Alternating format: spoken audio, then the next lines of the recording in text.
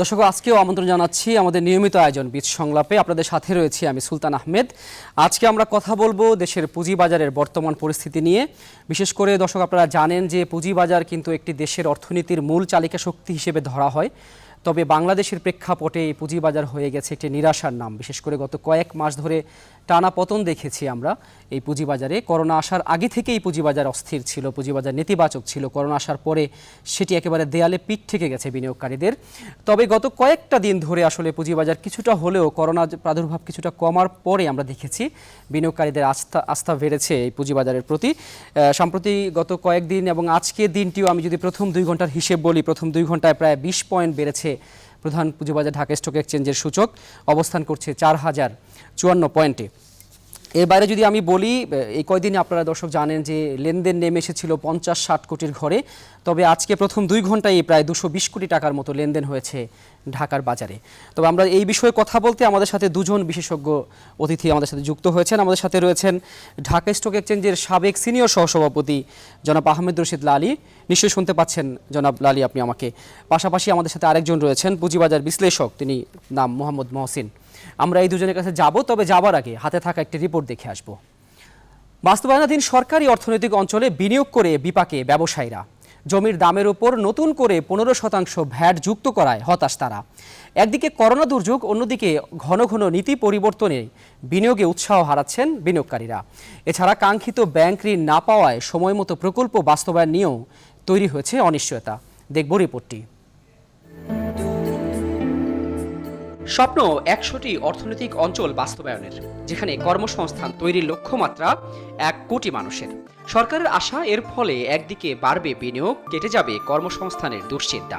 এখন পর্যন্ত দেশি বিদেশি বিনিয়োগকারীদের কাছ থেকে $20 বিলিয়ন বিনিয়োগ প্রস্তাবও পেয়েছে বাস্তবায়নকারী সংস্থা বেজা। তবে সরকারি অর্থনৈতিক অঞ্চলগুলোয় কাজ এগোচ্ছে অনেকটাই ধীর গতিতে। উৎসাহ নেই উদ্যোক্তাদের মাঝেও। যারা এরই মধ্যে জমি লিজ নিয়েছেন তারা রয়েছেন ভ্যাট দুশ্চিন্তায়। শুরুতে অবহিত না করলেও পরে 15% ভ্যাট যুক্ত করা হয় জমির দামের সাথে। এতে 1 কোটি টাকার জমিতে বাড়তি 15 লাখ টাকা গুনতে হবে উদ্যোক্তাদের। 35 থেকে 40 জনের উপরে বিনিয়োগকারী ইতিমধ্যে বিনিয়োগ করেছে। 3টি বাস্তব সমস্যা প্রতিবাদ হচ্ছে। 1 নম্বর হচ্ছে 15% লিজ ল্যান্ডের উপরে ভ্যাট। সমস্যা সমাধানে বারবার চেষ্টা করেও সুফল না পাওয়ায় শেষ পর্যন্ত প্রধানমন্ত্রীর কার্যালয় বরাবর চিঠি দিয়েছেন বিনিয়োগকারী ব্যবসায়ীরা।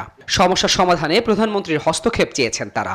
এমন নীতির ফলে লাখ লাখ কর্মসংস্থান তৈরির পথ দীর্ঘায়িত হচ্ছে বলেও উল্লেখ করা হয় এতে। এমপ্লয়মেন্ট তৈরি করার জন্য বিনিয়োগের প্রয়োজন। দেশি এবং বিদেশি বিনিয়োগ দুটোই consistency of policy is very important, এবং সেই ক্ষেত্রে আমরা সেটিকে বিবেচনার জন্য সরকারের সংশ্লিষ্ট মহলকে বিশেষভাবে অনুরোধ করব।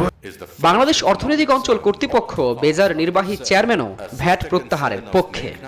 আমরা আশা করি খুব তাড়াতাড়ি এই বিষয়টা অ্যাড্রেস করা হবে, কারণ এখন বিনিয়োগ যে পরিস্থিতি তখন এবং এমপ্লয়মেন্টের যে পরিস্থিতি, আমাদের অনেক অনেক বেশি করে বিনিয়োগ দরকার, বিশেষ করে প্রাইভেট সেক্টরের ইনভেস্টমেন্ট, ফরেন ডিরেক্ট ইনভেস্টমেন্ট। এটি সমাধান হলে ব্যবসায়ীরা অল্প সময়ে উৎপাদনে যেতে পারবে বলেও মনে করেন সংশ্লিষ্টরা। সুলতান আহমেদ, নিউজ 24, ঢাকা। আলোচনায় ফিরতে চাই দর্শক। আমরা আজকে যে বিষয়ে আলোচনা করব আপনারা ইতিমধ্যেই জেনেছেন, পুঁজিবাজার, এই বাজারে গতি ফিরবে কবে, সেই টপিক নিয়ে আমাদের সাথে যে অতিথিরা রয়েছেন আমরা শুরুতে যেতে চাই জনাব আহমেদ রশিদ লালী আপনার কাছে। আপনি দীর্ঘদিন ধরে পুঁজিবাজারের সাথে রয়েছেন। আপনি সাবেক সহসভাপতি হিসেবে দায়িত্ব পালন করেছেন ডিএসসিতে, সাবেক সভাপতি ছিলেন ডিবিএর, এবং আপনি এই বাজারের একজন বিশেষজ্ঞ হিসেবে আমরা আপনাকে চিনি। আপনি একটু বলবেন যে আমরা কদিন ধরে দেখতে পাচ্ছি দীর্ঘদিন বাজার নেতিবাচক থাকার পরে একটু ঘুরে দাঁড়ানোর চেষ্টা করছে, এটি কি আসলে ওয়েক আপ কল বলা যায় পুঁজিবাজারের জন্য?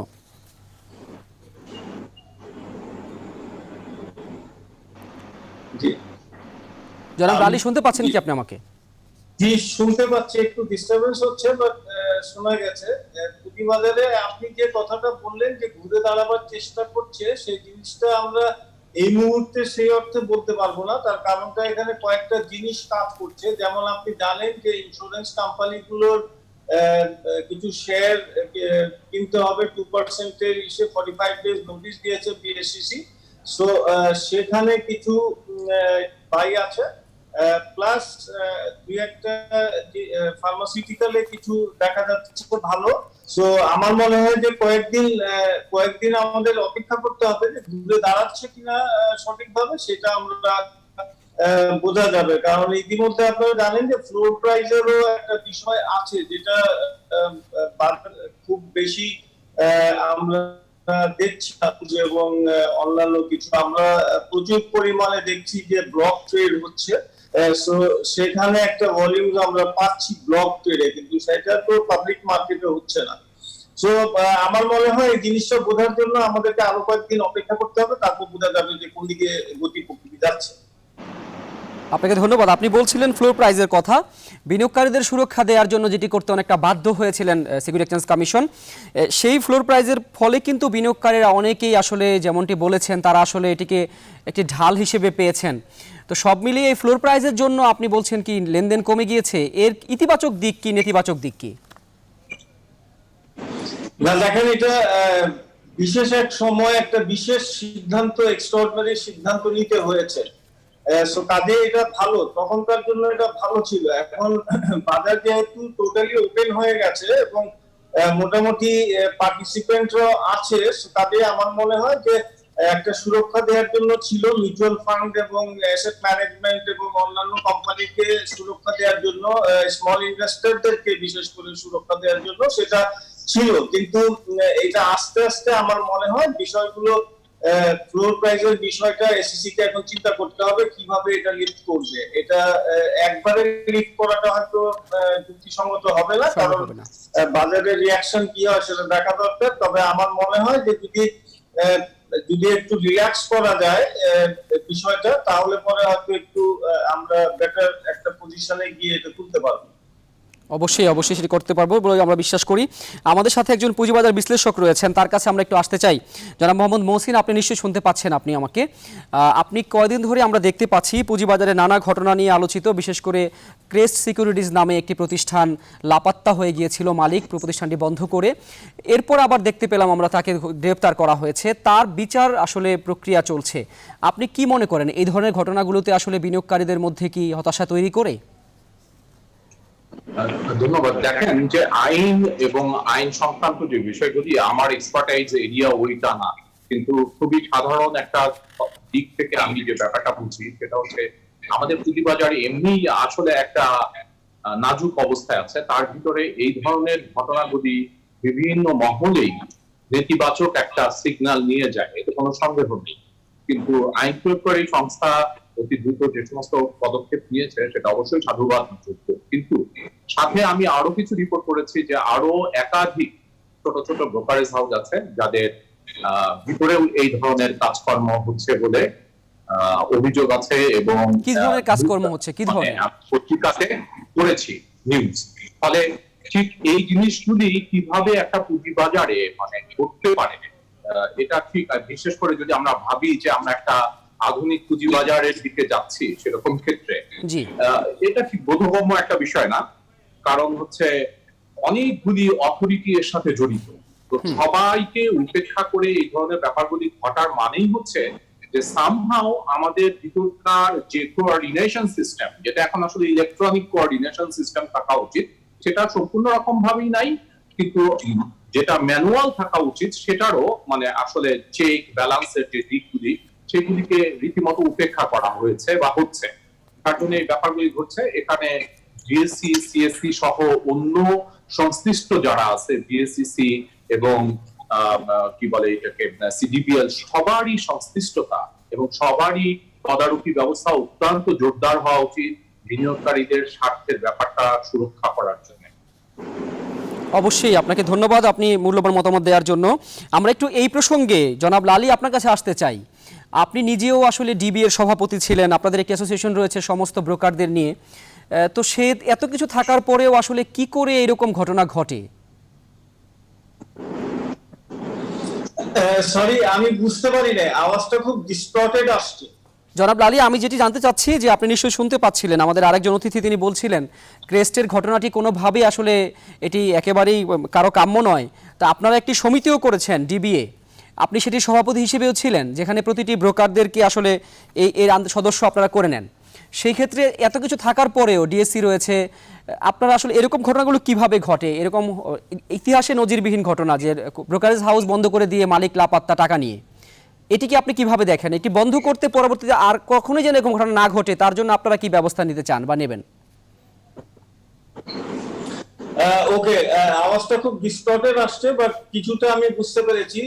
আপনি ক্র্যাশ সংক্রান্ত বিষয় যে জিনিসটা জানতে চাচ্ছেন, যারা মহসিন বলেছেন অনেক কিছু, বাট আমার মনে হয় যে ফাইন্যান্সিয়াল মার্কেটসে এটা হওয়া উচিত না, কোনো অবস্থাতেই হওয়া উচিত না, যেহেতু একটা পাবলিক ডিলিংস এর বিষয় আছে এবং একটা আস্থার বিষয় আছে, কিন্তু একটা বিরাট একটা আস্থার বিষয় আছে। সো কাজেই আমার মনে হয় যে এই বিষয়টা ডিএসসি এবং এসিসি এই নিয়ে অনেক কাজ করছে ইতিমধ্যে। ডিএসসি আপনারা জেনে থাকবেন যে অডিটের কাজ করছে। অডিট হয়ে গেলে পরে আমরা একটা রিপোর্ট পাবো যে কি পরিমাণ কিভাবে হয়েছে। সো তারপরে অ্যাকশন শুরু হবে। তবে যেটা জেনারেলি আমরা বিগত দিনে আমরা করেছি সেটা হলো যে মেম্বারশিপ আমরা সেল করে এই ইনভেস্টরদের টাকাটা আমরা পরিশোধ করেছি। সো এখন সিচুয়েশনটা একটু ভিন্ন এই কারণে যেহেতু শেয়ার হোল্ডিং আছে এবং সেই শেয়ার গুলো কি অবস্থায় আছে আমরা জানি না। ডিএসসির শেয়ার গুলো আমরা বিক্রি করে সেগুলো করতে পারি, বাট সেগুলোর পরিস্থিতিটাও আমরা এখনো জানি না আনটিল অডিট শেষ না হওয়া পর্যন্ত। সো কাজেই মোটামুটি আমরা আশা করতে পারি যে ইনভেস্টররা হয়তো তাদের যে টাকাটা আছে সেটা পেয়ে যাবেন। শেয়ার যেগুলো আছে সিডিপিএল এ সেগুলো আমি আশা করছি যে খুব বেশি ডিফারেন্স হবে না এমন আশা করছি, বাট এই জিনিসটা খুব পাবলিক কনফিডেন্স এবং একটা পাবলিক ডিলিংস এর জন্য এটা খুব ভালো একটা দিক না। জনাব লালী, আপনি নিশ্চয়ই শুনেছেন এবং এই বিষয়টি অনেক আলোচিত বিষয় বর্তমান পুঁজিবাজারের জন্য, এবং তিনি আসলে এমনটি শোনা গিয়েছে তার হাউসে তিনি অ্যাকাউন্টের বাইরে গিয়ে বিভিন্ন ডিল করে বিনিয়োগকারীদের কাছ থেকে প্রায় 30 কোটি টাকা নিয়েছিলেন এবং তিনি প্রতি মাসে তাদেরকে সুদ দিতেন। এটি কিভাবে করেন তিনি?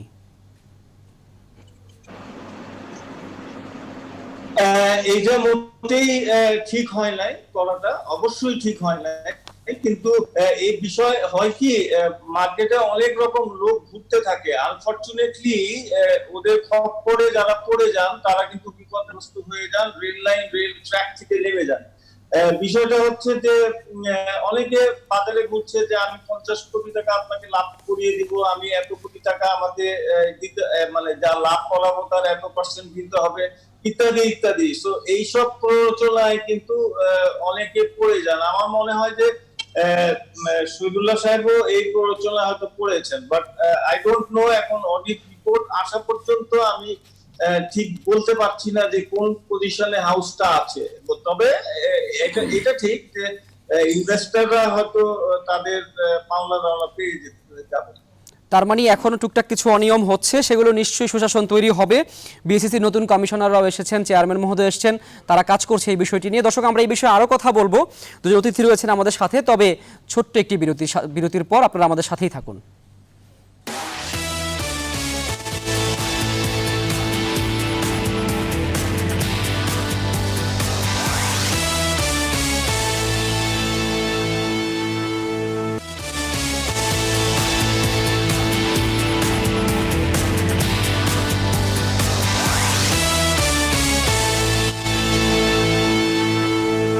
দর্শক, স্বাগত জানাচ্ছি আরেকবার। আপনারা দেখছেন বীজ সংলাপ, আপনাদের সাথে রয়েছে আমি সুলতান আহমেদ, দুজন অতিথি রয়েছেন আমাদের সাথে।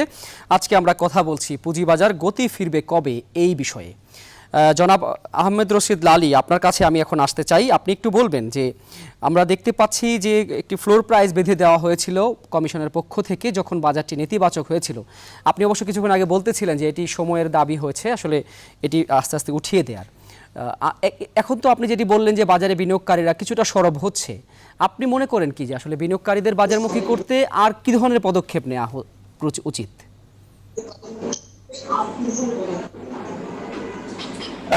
আমি খুব ডিস্টর্টেড সাউন্ড, কিন্তু আমি আবারও বলছি, আমি কিন্তু বুঝে নেওয়ার চেষ্টা করছি আপনার প্রশ্নটা। সেটা হলো যে দেখেন, পুঁজি বাজারের মধ্যে অনেক কিছু করণীয় আছে। নাম্বার ওয়ান জিনিসটা হলো যে আপনাকে কন্ট্রোলিংটা কিন্তু খুব সতর্কতার সাথে করতে হবে। আপনি যদি মনে করেন যে 5,000 ইন্ডেক্সের মধ্যে আমি বাজার 5,000 ইন্ডেক্সের উপরে যেতে দেবো না, যেটা আমরা লক্ষ্য করেছি বিগত কয়েক বছর ধরে, যে বাজারটা যখনই 5,000 ক্রস করতে চায় তখনই কিন্তু একটা স্টপেজ দেওয়া হয়, সামহাও হয়তো বাংলাদেশ ব্যাংক দিচ্ছে অথবা কিছু একটা কিন্তু করা হয়। সো এই কন্ট্রোলিংটা আপনি ইন্ডেক্স, আপনি দেখেন সিম্পল জিনিস, আপনার 10 টাকা যদি গ্রামীণ ফোন বাড়ে তাহলে ইন্ডেক্সের উপরে বিশাল একটা এফেক্ট হয়, তার মানে এই না যে প্রত্যেকটা শেয়ার কিন্তু বেড়ে গেল।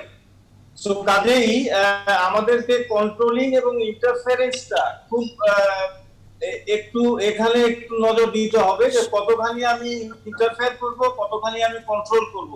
কন্ট্রোল যদি আপনি পুঁজি বাজারকে করতে চান তাহলে সেখানে কিন্তু বিপজ্জনক একটা পরিস্থিতির শিকার হইতে হবে। সেই কন্ট্রোলিং কেন এই প্রশ্নটি চলেই আসে যে কন্ট্রোলিং কেন করতে চায় বা কারা করতে চায়? আপনাকে যেটা করতে হবে সেটা অ্যাকাউন্টেবিলিটিটা আনতে হবে, ইন প্লেস থাকতে হবে, এবং আপনার মনিটরিংটা শক্ত থাকতে হবে, সো দ্যাট কেউ ব্যাড প্লে না করতে পারে। কিন্তু বাজারকে যদি কন্ট্রোল করতে চান, বাজারকে যদি ইন্টারফেয়ার করতে চান, তাহলে বাজার জীবনেও কোনো গতি পাবে না এবং এই বাজারের মানে ফিউচারটাও কিন্তু চিন্তাজনক অবস্থায় দাঁড়াবে। কাজেই আমাদের এই কয়েকটা জিনিস যদি অ্যাকাউন্টেবিলিটি, মনিটরিং এবং কন্ট্রোল করার প্রবণতা, ইন্টারফারেন্সের প্রবণতা, এই জিনিসগুলো থেকে আমাদেরকে বের হয়ে আসতে হবে এবং ওই দুইটা জিনিস অ্যাডপ্ট করতে হবে, মনিটরিং আর অ্যাকাউন্টেবিলিটি। জনাব লালী, এই কন্ট্রোলিং আসলে কারা করেন? আমি আরেকবার প্রশ্ন করেছিলাম, হয়তো আপনি শুনতে পাননি। এই কন্ট্রোলিং করার উদ্দেশ্যই বা কি? বা এটি করে বাজারের জন্য কি কোনো সুফল বয়ে আসবে?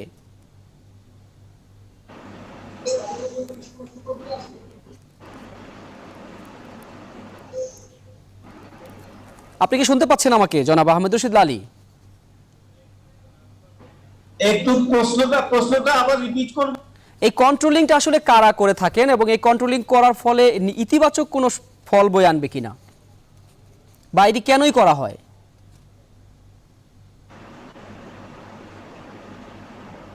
যেটা আছে সেই কন্ট্রোলিংটা কিন্তু বিভিন্ন পর্যায়ে হয় কন্ট্রোলিংটা। এটা আমার মনে হয় সরকারের একটা সিদ্ধান্তের প্রয়োজন আছে। এই সিদ্ধান্তটা সরকারকে নিতে হবে যে আমি কতখানি এই জিনিসটা স্বচ্ছভাবে এবং বাজারটাকে ফ্রিলি মুভ করতে দিব, সেটা সরকারের সিদ্ধান্ত, অ্যাবসলিউটলি সরকারের সিদ্ধান্ত। আচ্ছা, অবশ্যই সরকারি সিদ্ধান্ত। আমরা একটু এই প্রসঙ্গেই জনাব মোহাম্মদ মহসিন আপনার কাছে আসতে চাই। যেমনটি আসলে আহমেদ রশিদ লালী বললেন, অভিযোগ করলেন যে বাজারকে কন্ট্রোল করা হয় একটি সার্টেন পিরিয়ডে যাওয়ার পরেই সেখান থেকে আবার যাতে বাজারটি উঠতে না পারে। তবে সারা বিশ্বব্যাপী তো আমরা দেখি বাজার তার নিজস্ব গতিতে চলে, এখানে এমন ব্যত্যয় কেন হচ্ছে? আপনারা আসলে যেরকম ভাবে বললেন যে বাজারকে কন্ট্রোল করা হয় না, সারা বিশ্বব্যাপী বাজার মুক্ত ভাবে চলে, এটা ঠিক না। এটা একটা বুকটিশ কথা। ইকোনমিক্সের একজন ছাত্র হিসেবে বা শিক্ষক হিসেবে আমি বলি যে পারফেক্ট কম্পিটিশন থাকবে, কিন্তু এই কম্পিটিশন পারফেক্টলি সারা পৃথিবীর সমস্ত ক্ষেত্রেই অনুপস্থিত। এটা হচ্ছে একটা অ্যাঙ্করেজ হিসাবে ভেরি স্ট্যান্ডার্ড একটা ফর্ম। সেটা কি, সেখানে কতখানি ডেভিয়েশন আপনি সহ্য করবেন এটা ডিপেন্ড করে হচ্ছে মানে যারা অথরিটি আছে তাদের উপর। অথরিটি গভর্নমেন্ট সে নিজে হতে পারে, মন্ত্রণালয় হতে পারে, এসসিসি হতে পারে, জিএসসি নিজেও হতে পারে, অথবা একটা ব্রোকারেজ হাউস হতে পারে, যে কেউ হতে পারে। একটা বিষয় আমরা কিন্তু মানে মাথার ভিতর আনার চেষ্টা করি না। আমরা বাস করি ক্যাপিটালিজমের ভিতর। ক্যাপিটালিজমের মূল কথা কিন্তু মোরালিটি, নৈতিকতা। ক্যাপিটালিজমের মূল কথা হচ্ছে প্রফিট। এখানে মাইক্রো ইকোনমিক্সে সারা জীবন একটা স্টুডেন্ট বা একজন ইকোনমিস্ট শিখে যে কিভাবে প্রফিট ম্যাক্সিমাইজেশন করা যাবে। প্রফিট ম্যাক্সিমাইজেশনের পাশাপাশি একই সাথে তারা আরেকটা জিনিস করে, কস্ট মিনিমাইজ করে। তো এই যে যতগুলি ঘটনা ঘটতে থাকে বাজারে, এটা স্বাভাবিক ব্যাখ্যা আমরা এখান থেকেই পেয়ে যাই যে প্রফিটকে ম্যাক্সিমাইজ করার চেষ্টা করে সবাই এবং কি করে, কস্টকে মিনিমাইজ করার জন্য। এবং এর ভিতর মোরালিটি নামক কোনো কিছুকে মার্কেট, যে কোনো মার্কেট, বিশেষ করে ক্যাপিটাল মার্কেট আরো বেশি ভাবে, এখানে কোনো ব্যাখ্যাই নাই। এটা নিয়ে রেইনহার্ট এবং রোগফের বিখ্যাত বই দেখা আছে যে ক্যাপিটাল মার্কেট সমস্ত কিছুকে বিচার বিবেচনা করে এক্সেপ্ট মোরালিটি। বিকজ মোরালিটি এমন একটা শব্দ যার কোনো ইউনিভার্সাল ডেফিনিশন নাই। এবং আপনারা যে প্রশ্নটা আনছেন যে এই যে সবাই ফ্লোর প্রাইস করতেছেন, আমি জানি না যে কিভাবে এরকম একটা খুবই মানে মিসনোমার অর্থাৎ ভুল ভাবে সংজ্ঞায়িত করা হয়েছে। শব্দটা হবে হচ্ছে প্রাইস ফ্লোরিং বা প্রাইস ফ্লোর প্রাইস মানে হচ্ছে যে ফ্লোরের দাম, প্রাইস ফ্লোর করা হয়েছে। প্রাইস ফ্লোরটা যে অবজেক্টিভে করা হয়েছে সেটা হচ্ছে যেন শেয়ারের দাম না কমে। প্রাইস ফ্লোরের মানে এক্সাম্পল আছে পৃথিবীতে, টার্কিশ মার্কেটে এবং পাকিস্তানের মার্কেটে, সেখানে যেটা করা হয়েছিল ইন্ডেক্স ফ্লোরিং। আমাদের এখানে সমস্ত শেয়ারের প্রাইস ফ্লোর করা হয়েছে, কারণ হচ্ছে যে প্রতিটা শেয়ারের দামই করছে ভালো মন্দ নির্বিশেষে।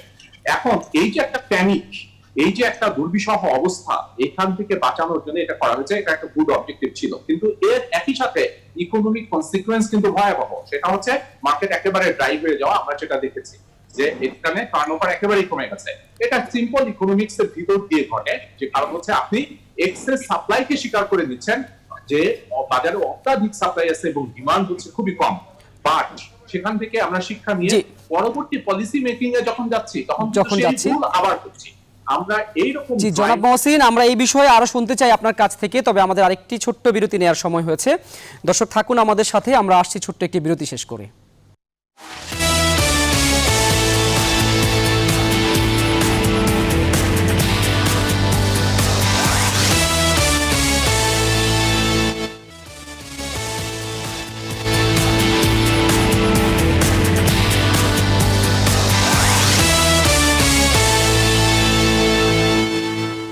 স্বাগত আরও একবার, আপনারা দেখছেন বীজ সংলাপ। আপনাদের সাথে রয়েছে আমি সুলতান আহমেদ। আমরা আলোচনা করছি পুঁজিবাজার গতি ফিরবে কবে, এই বিষয়ে আমাদের সাথে দুজন সম্মানিত অতিথি রয়েছেন। আমি একটু বিরতিতে যাওয়ার আগে আমি কথা শুনছিলাম মোহাম্মদ মহসিন, আপনি ফ্লোর প্রাইস নিয়ে কথা বলছেন। আমরা জানি যে আমাদের বিএসইসির নতুন চেয়ারম্যান মহোদয় এসছেন, কমিশনাররা এসছেন এবং তারা বেশ কিছু পদক্ষেপ এরই মধ্যে নিয়েছেন যা বিনিয়োগকারীদের জন্য এবং বাজারে সুশাসন ফিরিয়ে আনার জন্য অনেকেই বলছেন যে এটি আসলে প্রাথমিক পদক্ষেপ হিসেবে যথেষ্টই ভালো। আপনি কিভাবে মূল্যায়ন করবেন তাদের কর্মকাণ্ড?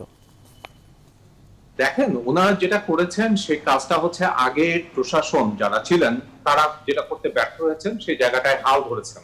নতুন কোনো মানে কিছু নিয়ে আসেননি কিন্তু ওনারা, যে না নতুন বাজার ভালো করার জন্য নতুন কিছু আমরা নিয়ে আসলাম। আমরা দেখেছি অনিয়মের দায়ে এরই মধ্যে শাস্তিও দেওয়া হয়েছে কয়েকটি প্রতিষ্ঠানকে। আমাদের বাজারের একটা বড় সমস্যা হচ্ছে যে এই বাজারের উপর যে ইনভেস্টেবল অ্যামাউন্ট আসতে হবে সেটার পরিমাণ খুব কম। এটার একটা কারণ হচ্ছে মানে যে প্রাইস ফ্লোরিং করে দেওয়া হয়েছে, এর ফলে খুব ড্রাই হয়ে গেছে মার্কেট। এবং এখন আমরা যে একটু উল্লম্ফন দেখছি, এটার একটা কারণ হয়তো আহমেদ রশিদ আলী ভাই বলেছেন, এটা একটা হতে পারে যে 2% ডাইরেক্টরদেরকে হোল্ডিং করতে হবে, এই কারণে হয়তো কেনা বেড়ে গেছে কিছুটা। কিন্তু একটা বড় ইম্প্যাক্ট আমি আশা করছি সেটা হচ্ছে, বাকি এটা ঘটবে এর কোনো গ্যারান্টি নাই, সেটা হচ্ছে ব্ল্যাক মানিকে যে ক্যাপিটাল মার্কেটে চমৎকার একটা সুযোগের মানে দেয়া হয়েছে, যেখানে করলে 10% ট্যাক্স অনলি দিয়ে 1 বছরের জন্য শুধু বিনিয়োগ করতে পারবে। এটার প্রেক্ষিতে এক ধরনের আশাবাদ আমরা করতে পারি, সেটা হচ্ছে মার্কেটে হিউজ পরিমাণ ইনভেস্টমেন্ট আসবে। বাট যারা হচ্ছে বিপুল পরিমাণ ব্ল্যাক মানির মালিক, তারা যদি মনে করেন Bangladesh capital market is not safe, Bangladesh as a country is not safe, তারা কিন্তু এই টাকাকে বিদেশে পাচার অতীতে যেভাবে করছিলেন ওইভাবেই পাচার করতে থাকবেন। সেক্ষেত্রে আমরা কিন্তু কোনো সুফল পাবো না। এবং শুধু সেটা না, যে ব্ল্যাক মানি অর্থাৎ ইকোনমিক্সে এই ধরনের একটা যখন পদক্ষেপ নেওয়া হয় একে বলা হয় হচ্ছে মানে পারভাসিভ এফেক্ট পলিসি অথবা কোবরা এফেক্ট। অর্থাৎ যে উদ্দেশ্যে একটা ইনসেন্টিভ দেওয়া হয়, যখন উদ্দেশ্যটা নেগেটিভ হয় তখন সেটাকে বলা হয় কোবরা এফেক্ট। এটা যারা অনেকেই হয়তো জানেন না, জেনে নিতে পারেন ওয়েবসাইট থেকে। এই রকমের একটা কোবরা এফেক্ট হচ্ছে গিয়ে ব্ল্যাক মানিকে হোয়াইট করতে দেওয়ার। অর্থাৎ আমাদের দেশে আপনি যদি ঐতিহাসিক ভাবে দেখেন, ঐতিহাসিক ভাবে আমাদের দেশে ব্ল্যাক মানি বেড়ে গেছে। কারণটা কি? বারবার বিভিন্ন সরকার বিভিন্ন সময় ব্ল্যাক মানিকে হোয়াইট করার সুযোগ দিয়েছেন, ফলে আলটিমেটলি আমার ইকোনমি, আমার কান্ট্রি কোনো সুযোগ পায়নি। এইবার যদি যেহেতু সরকার করোনা পরিস্থিতিতে সরকারও বাজেট মানে একটা রেস্ট্রিকশনের ভিতর আছে, আমাদের ক্যাপিটাল মার্কেট অত্যন্ত নাজুক অবস্থায় আছে, এই অবস্থায় যদি সামগ্রিক বিবেচনায় বলি যে ওকে এবার গুড, কিন্তু যতক্ষণ পর্যন্ত অ্যাজ এ হার্ট এই যে বিশাল পুঁজিওয়ালারা যারা ব্ল্যাক মানির মালিক, তারা যদি বিলিভ করেন, তারা যদি মানে ট্রাস্ট করেন যে নো ক্যাপিটাল মার্কেটে রেখে আমার কিছু হবে না, অথবা বাংলাদেশও আমার জন্য সেফ না, তারা কিন্তু বাইরে পাচার যেভাবে আগে করেছেন সেভাবে করতেই থাকবেন, এটাকে স্টপ করা যাবে না।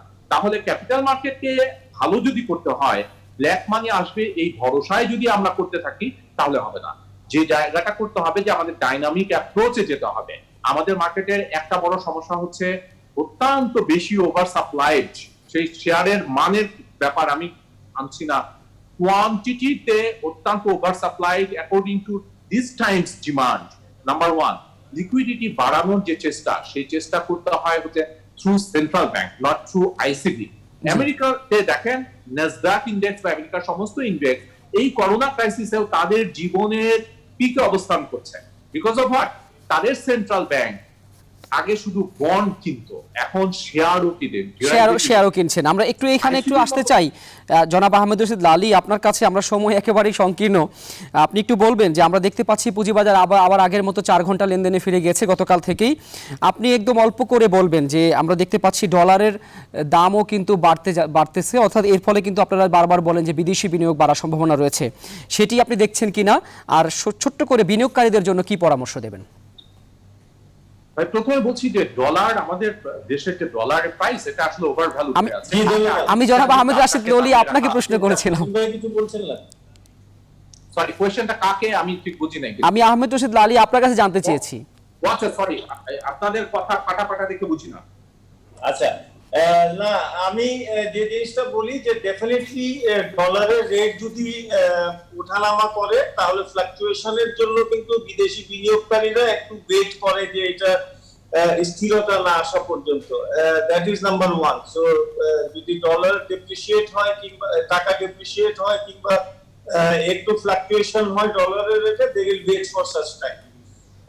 দ্বিতীয় কথা হলো যে বিনিয়োগকারীদের জন্য আমরা বলবো যে ডেফিনেটলি বাজার এরকম থাকবে না সব সময়, বাজারে একটা ভালো আসবে, গতি আসবে। আমরা একটু ওয়েট করি, একটু ওয়েট করলে কিন্তু এই গতিশীলতাটা আমরা পেয়ে যাব এবং আমরা আশা করছি নতুন কমিশন এসে অনেক কাজ করছে এবং নতুন কমিশন কিন্তু অনেকগুলো সিদ্ধান্ত নিয়েছে। বন্ড মার্কেটটাকে সচল করার জন্য সিদ্ধান্ত নিয়েছে এবং কিছু বন্ড তারা ছেড়েছে ব্যাংকসের। তো কাজেই আমার মনে হয় গুড টাইমস উইল কাম, খুব শিগগিরই হয়তো আসতেও পারে ভালো একটা সময় পুঁজিবাজারের জন্য। সো বিনিয়োগকারীরা ধৈর্য হারা যাতে না হন এবং একটু সময়ের অপেক্ষা করে এই বাজারে গতিশীলতার জন্য অপেক্ষায় করলে পরে আমার মনে হয় অবশ্যই অপেক্ষা করবেন বলে মনে হয় আপনাদের। জনাব আহমেদ রশিদ লালী, আপনাকে অনেক ধন্যবাদ আমাদের সাথে যুক্ত হওয়ার জন্য। জনাব মোহাম্মদ মহসিন, আপনাকেও ধন্যবাদ। আশা করি পরের কোনো পর্বে নিশ্চয়ই আমরা আপনাদেরকে আবার অতিথি করে পাবো। যেমনটি তারা আসলে বলতে চাচ্ছিলেন যে পুঁজিবাজারে এখন জেনে বুঝে বিনিয়োগ করার একটি পর্যাপ্ত সময়, কারণ বাজার কিন্তু অনেক দিন নেতিবাচক থাকার পরে এখন কিছুটা হলেও আসলে উঠতির দিকে যাচ্ছে। তো আমরা দর্শক ফিরে আসবো শনিবার নতুন কোনো পর্ব নিয়ে, নতুন কোনো বিষয় নিয়ে আপনাদের কাছে দুপুর ঠিক 1টায়। আশা করি বিচ সংলাপের সাথেই থাকবেন এবং যে কোনো খবরাখবর সবার আগে দেখতে অবশ্যই চোখ রাখবেন নিউজ 24-এ।